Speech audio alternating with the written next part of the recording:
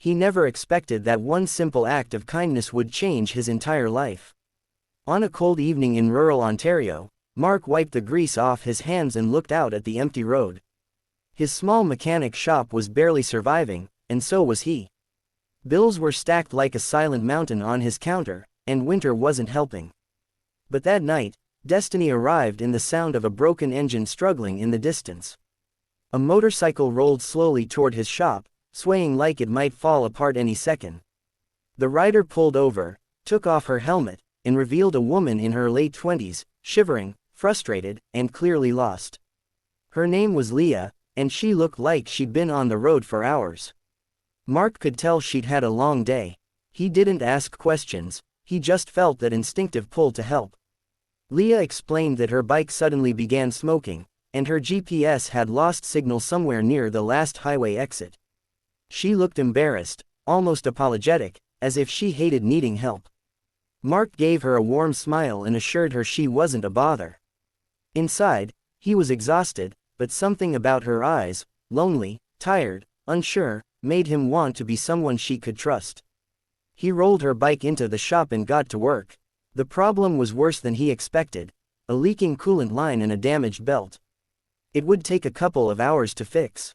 Leah insisted she could pay later, but Mark shook his head, telling her he didn't want money from someone who clearly needed warmth and help more than he did.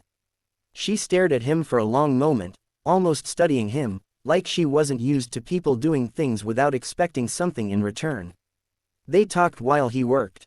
Leah shared that she was traveling alone because she needed a break, from her job, from expectations, from the pressure of being in constant spotlight.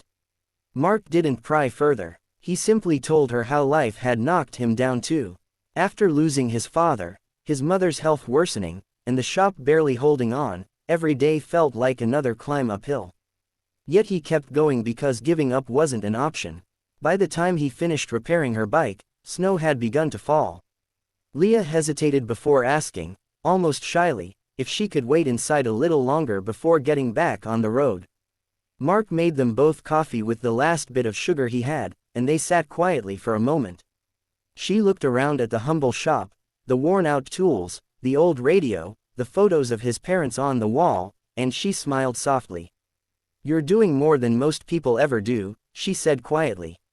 "You're surviving. That takes strength." When she finally stood up to leave, she dug into her pocket and tried to hand him some cash, more than the repair was worth. Mark pushed it back gently. He told her helping someone wasn't a transaction. It was simply the right thing to do. Leah looked stunned, almost emotional, but she respected his decision.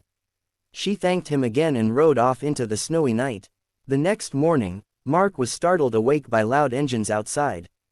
A convoy of expensive SUVs and a sleek black motorcycle were parked in front of his shop. Leah stepped out, no longer in worn travel gear but in a tailored coat that made her look completely different, confident, powerful, someone used to making big decisions. Behind her were security personnel who seemed very out of place in his tiny town. Mark was confused until she spoke. She apologized for not telling him earlier who she really was: Leah Kensington, one of Canada's youngest self-made billionaires, owner of a chain of tech companies. She said she wasn't hiding the truth, she was running from it. She had been tired of people only caring about her money, about what she could give them financially. But he, a man with nothing extra to offer but kindness, treated her like a human, with no expectations. Then she did something Mark never imagined. She handed him a folder. Inside were documents showing the purchase of brand new equipment for his shop, a renovation plan, and financial support to turn his tiny mechanic garage into a full-service center. Mark froze. His throat tightened. He couldn't speak. Leah stepped closer, her voice softer now. "You helped me when I felt lost. Not because I was important. Not because I was rich. But because you're a good human being. And I want to help you the same way." Mark's eyes burned with tears he tried to hide. He wasn't used to receiving kindness, only giving it.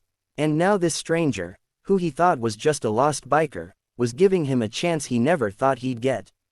He finally managed to whisper, "Why me?" Leah smiled, her voice warm and honest. "Because the world needs more people like you, Mark. And people like you deserve someone to believe in them too." The shop didn't just survive after that. It grew. It thrived. Mark hired more workers, helped more travelers, and never forgot the night a broken bike brought a billionaire to his door. Leah visited often, sometimes with her bike, sometimes with just a cup of coffee and a quiet moment to breathe, because somehow, his small shop had become a place where both of them found a little peace. And Mark learned something he'd forgotten long ago: one small act of kindness can return to you in the most unexpected, life-changing way. Sometimes, the people you help when they are lost become the ones who help you find your way back too.